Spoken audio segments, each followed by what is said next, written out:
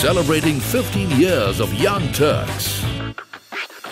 Hello and welcome to Young Turks, India's longest-running show on entrepreneurship. I'm Shireen Bhan. On the show this week, we bring you a perspective on what the Flipkart Snapdeal merger means for e-commerce in India. We catch up with Hitendra Gupta of PayU on the company's new product launches and an overview of fintech in India. Also, the story of payment gateway startup that's backed by the founders of 3 of India's unicorns. Well, the first steps towards the Flipkart Snapdeal merger have been taken. The SoftBank team that has been driving and brokering the merger has, over the last couple of weeks, not only managed to try and finalize the buyout of the stakes of dissenting Snapdeal investors like Nexus and Kalari, but has also managed to negotiate for itself a possible 20% stake in the merged entity, for which SoftBank is likely to pump in an additional $1 billion into Flipkart. Now, this comes on the back of Flipkart having raised $1.4 billion earlier this month from strategics like Microsoft, eBay and Tencent. All of these machinations must be viewed in the light of Jeff Bezos' commitment to pump in over $3 billion into Amazon India and Jack Ma's Alibaba raising the stakes by pumping in hundreds of millions into Paytm. How is this going to shake down? Entrepreneur and co-founder of the Golden Tap, Kashyap Deora, joins us now to take us through this game of e-commerce poker. Why do you call it e-commerce poker, Kashyap? You know, in 2014, when JD went IPO and Alibaba went IPO, I thought that was a big moment that led to everything that happened in the Indian e-commerce scene since then. It opened up a bunch of liquidity for global funds who then said, let me replicate this success in India, which is the next China. And a sort of poker game came about where there were 3 players, as I've written about in the book. There's SoftBank, there's Tiger, and there's Amazon. And I think what we're seeing now is one of the players folding and that hand concluding. And from my perspective, there's the beginning of a new hand now where it's Amazon, Alibaba, and a third front, which is a conglomerate of everybody who can't find themselves aligning with Alibaba or Amazon, forming a sort of conglomerate to compete. Okay, so you're saying Tiger has pretty much folded its hand, and that's what we're given to understand, that in the merged entity, SoftBank would like to be the dominant player. Currently, Tiger is the largest shareholder in Flipkart. So you believe that this is going to be Alibaba, that's Jack Ma and Masayoshi Son versus Jeff Bezos? Yes, and the third front, which I would actually say Tiger is still leading that to the extent that they had sort of become the market. And I'm using some hedge fund terminology here. So when you become the market, it becomes what does that mean exactly? When your holding becomes a substantial part of the market dynamics change. And the market dynamics which you were assuming while making the bet suddenly transform. So you have to actually cut your holdings down and look for support in the market for free market dynamics to prevail. So what happened was Tiger actually went so aggressive in India and was a relatively shallow market than they were forecasting. They became the market. So then I don't think they folded as much as they said, let's get some support in the market. Let's step back and let's look for support. And there they found SoftBank as someone who's committed to India for the longer term and has the deep pockets to participate in another round of poker. SoftBank was looking to salvage their investment in the hand that they lost. So, you know, now they're converging into a sort of group company. No, that's interesting. But Kashyap, let's just talk about SoftBank and its strategy for a little bit. And Masayoshi Son, you know, I interviewed him when he was here in India, and he was on this speed dating round, meeting literally an entrepreneur every few minutes. And he said, look, I'm committed. I could invest up to $10 billion. What we are now given to understand is that in calendar year 2017, SoftBank is looking to invest about $3 billion. What do you believe Masayoshi Son is trying to do here?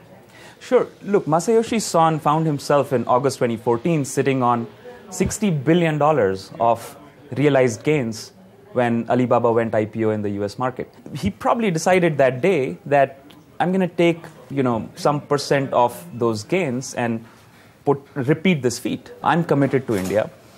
More than I'm committed to a Snapdeal or a Flipkart or a Paytm, I'm committed to India. So if this is how it's going to play out, I'm going to bet on Snapdeal plus Flipkart being the Alibaba of India.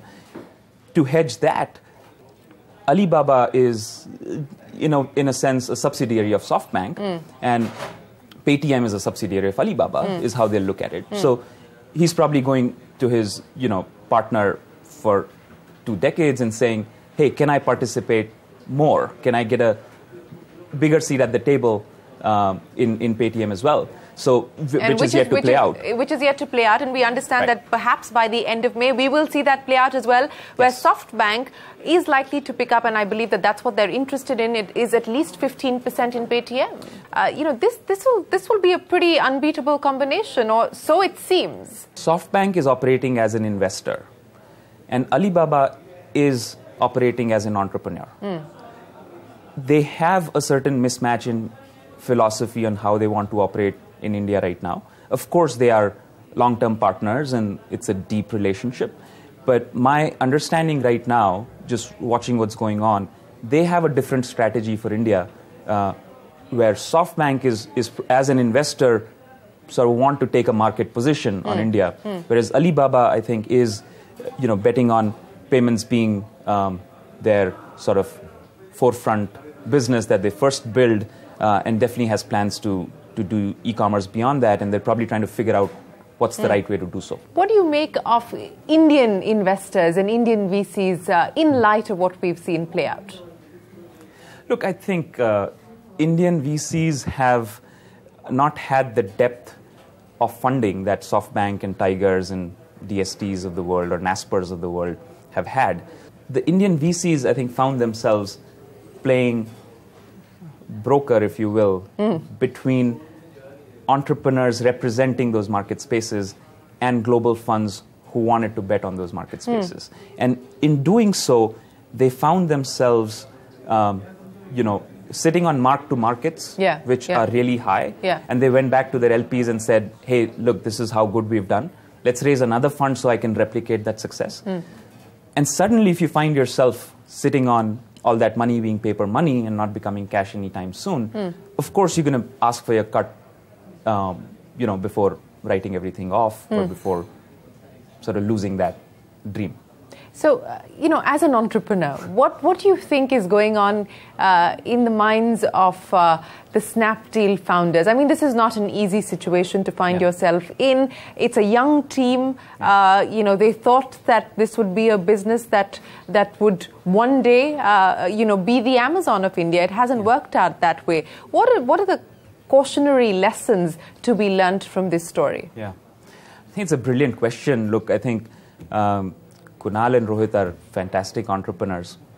They were building Snapdeal. My understanding was they were building Snapdeal with differentiation on going to tier 2, tier 3 towns, having a depth of merchandise which Flipkart actually did not have, more of a tail business than the head business. They were bringing market access to India and bringing sort of market to where market wasn't there before.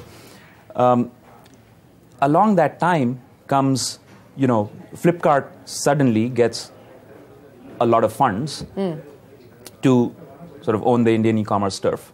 Amazon comes in making big declarations. You don't want to get left behind. And here's a believer with a deep pocket who says, you know what, you will be the Alibaba of India, and I'm willing to bet on you, here's $1 billion. It's very hard for any entrepreneur to say no to that.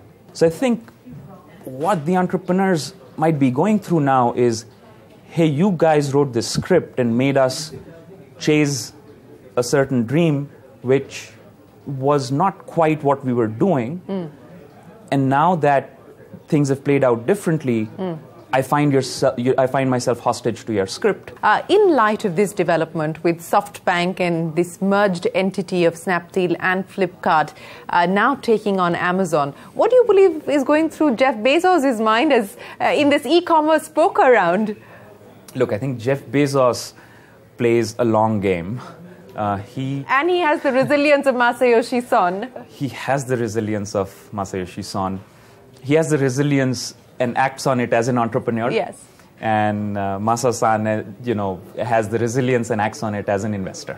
Amazon, my understanding is they know their strengths.